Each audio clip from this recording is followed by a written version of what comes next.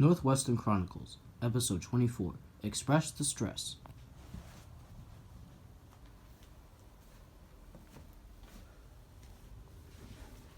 The express coaches on Sir Topham Hatt's Northwestern Railway are considered the pride and joy of the railway. They have helped transport the citizens and visitors of Sodor across the island for many generations. For a long time, the express has been pulled by Gordon, the big blue express engine, who has been long trusted by Sir Topham Hatt, the controller of the railway. One day, Gordon was pulling the express at record speed. He enjoyed pulling the express a lot. It made him feel very important. One day while he was pulling it, he suddenly lost his brakes, and it was diverted into a siding. "What's happening?" cried Gordon. "I don't know," replied his driver. Your brakes have failed. "Hopefully the express coaches work," said Gordon. Unfortunately, the coaches were very old, and their brakes simply did not work. Gordon shut his eyes in horror as the express coaches fell off the rails along with Gordon in a sharp bend. It was a splintering crash, and Gordon was left completely derailed. "Ugh," groaned Gordon. "What happened?" Although none of the passengers were hurt, the express coaches were incredibly damaged. Soon Harvey arrived, along with Butch. On board him was Sir Topham Hatt. Said Sir Topham Hatt. "Well, Gordon, I've been on this railway for a long time, and even I haven't seen a damage this bad to the express coaches. What exactly happened?" "Well, sir," explained Gordon, "my brakes seem to have failed. I thought the express coach's fail-safe would work, but it seems otherwise." Grunted Sir Topham Hatt.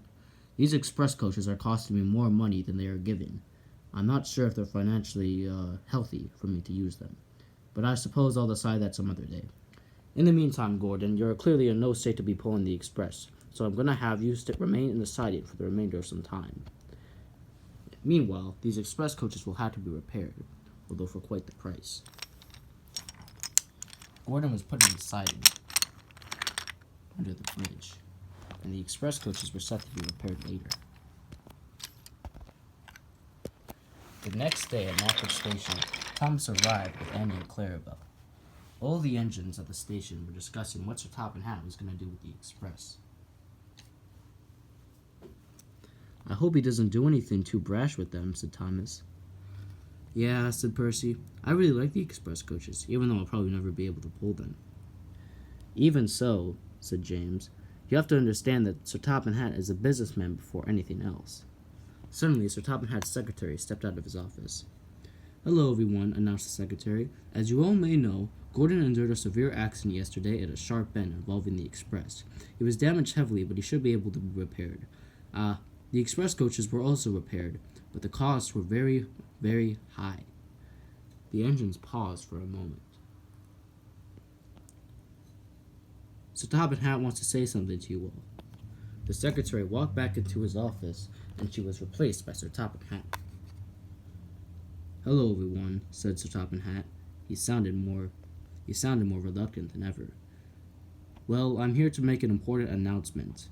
I'm considering scrapping the express coaches." The engines were shocked and horrified at what Sir Topham Hatt had said. "But, sir," protested Thomas, you can't scrap the express coaches." "Yeah," agreed Percy, "they're the pride and joy of the line." I know," said Sir Topham Hatt, "but the costs are simply piling up too high. Each time there's an accident, it's costing me just too much money. I might as well go bankrupt right now." Even so," replied James. "Aren't the express coaches a relic of the railway? They're priceless." "Precisely," agreed Sir Topham Hatt. "That's exactly why they're no longer financially viable for me. I'm running a railway here, not an old-fashioned vintage railway." Although the engines agreed with Sir Topham Hatt on that, they still thought scrapping the express coaches was simply going too far. "Oh, come on, sir. Is this really necessary?" "Well, it's either that or I sell them to some old railway, but I'm not even sure if they will take them. They're simply too old." Suddenly, Edward arrived with the express coaches recently repaired. When he pulled them into the platform, the engines looked at them. They were, in fact, very old. "You see what I mean?" said Sir Topham Hatt. "Please, sir," said Thomas, "Can we let you convince you to not scrap them?" "And how exactly are you going to do that?" asked Sir Topham Hatt. Maybe if we're all able to pull the express in record time to make back the money, while also proving to you that the express coaches are still worth something, you won't scrap them. Said Sir Topham Hatt. Well, if you engines think you can accomplish that, I guess you can, but something you must remember is that you have to do this in record time, and you will also have to constantly be switching places. Remember, you all have other jobs to do on my railway that need to get done before anything else. We understand, sir, said James, but we just want to make sure that the express is protected. I understand, and I respect that. Just make sure the express coaches are back here at Nafford Station by the end of the day. Sir Topham Hatt sadly walked back into his office. I don't think Sir Topham Hatt wants to scrap the express coaches any more as we do. I think it's more of a business decision than anything else. Well, we have to think of a plan right away. And so, the engines of the Northwestern Railway did just that.